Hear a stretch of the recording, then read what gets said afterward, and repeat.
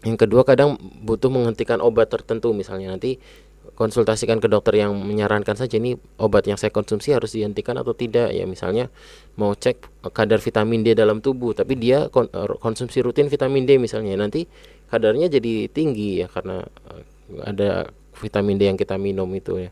Maka kadang harus dihentikan dulu, misalnya untuk cek kadar vitamin ya, vitamin yang rutin dihentikan dulu. Atau misalnya untuk mau cek kultur darah, misalnya ada kultur atau misalnya pemeriksaan yang bersifat untuk bakteri, menentukan bakteri itu kadang ketika sedang konsumsi antibiotik ya, antibiotiknya mungkin harus di stop dulu ya, atau bahkan pengambilan sampelnya sebelum antibiotiknya diminum ya, biasanya seperti itu, agar nanti bakterinya bisa tumbuh ya. Kan kita mau melihat misalnya di darah itu ada bakteri ya, kita ambil ya, kemudian untuk kita kembangkan, kita kembang biakan untuk melihat di situ bagaimana sih antibiotiknya, mana yang masih bekerja di bakteri ini, atau kemudian bakterinya ini jenisnya apa. Nah, kadang ada obat yang tidak bisa yang mengganggu hal itu, misalnya antibiotik itu ya.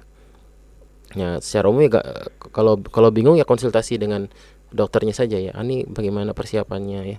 Atau misalnya persiapan yang lain, eh, misalnya ibu hamil itu kan harus ya, kita kita bilang nanti kadang nanti beberapa item itu nilai normalnya berbeda ya, untuk misalnya untuk ibu hamil, atau misalnya ketika dia konsumsi obat tertentu ya. Nah, itu biasanya ada persiapan-persiapan. Atau misalnya ketika mau cek kesuburan sperma misalnya ya, itu jangan berhubungan dulu biasanya ya, sekitar 1 sampai beberapa hari ya.